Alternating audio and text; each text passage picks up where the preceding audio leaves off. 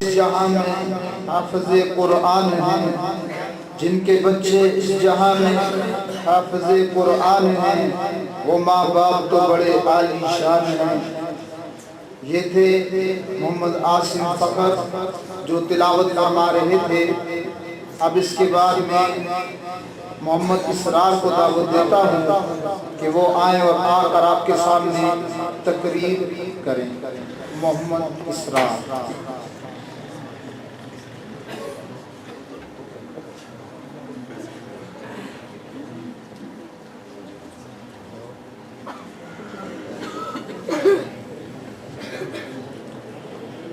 الحمدللہ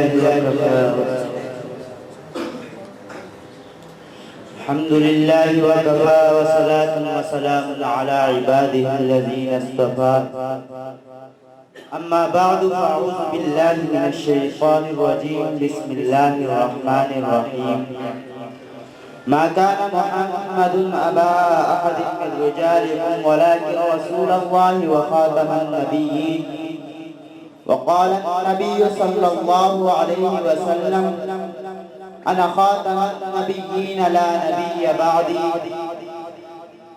صدق الله العظيم وصدق رسوله النبي الكريم۔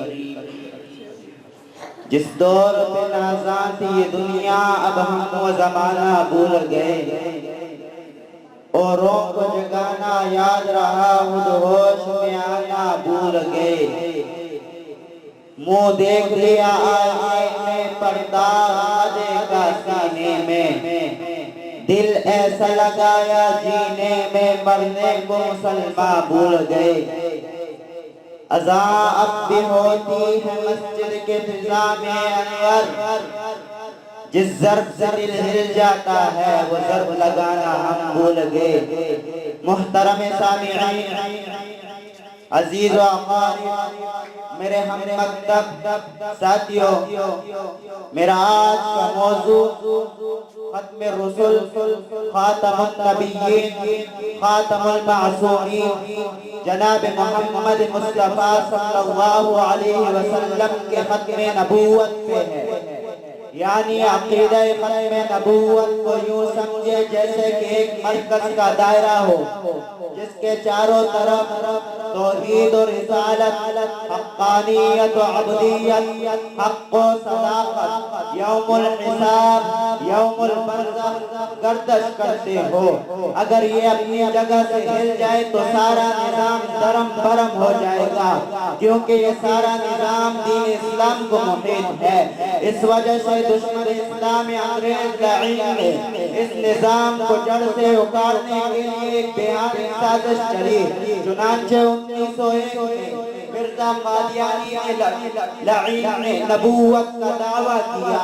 وہ اپنے آپ کو خدا کا نبی کہتا تھا، وہ اپنی جماعت کو صحابہ کی جماعت کہتا تھا، وہ اپنی کافرہ بیوی کو امہات المؤمنین کا نام دیتا تھا۔ وہ لعین جھوٹے دلائل کا سہارا لیتا اپنی نسبت جناب محمد عربی صلی اللہ علیہ وسلم سے کیا کرنے لگا۔ لیکن سنو، مرزا قادیانی کو جناب محمد عربی سے کیا نسبت؟ میرا نبی تو جمال کائنات ہے، میرا نبی تو حسن کائنات ہے، جن کے چہرے انور سے سورج کو ضیاء ملتی ہے، جن کے رخساروں کی دمک سے چاند کو چاندنی ملتی ہے۔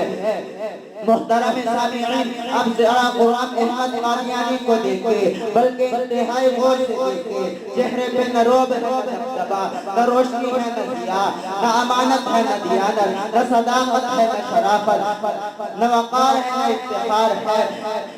خدا را مجھے بتائیں کہ ایسی شکل کسی نبی کی ہو سکتی ہے؟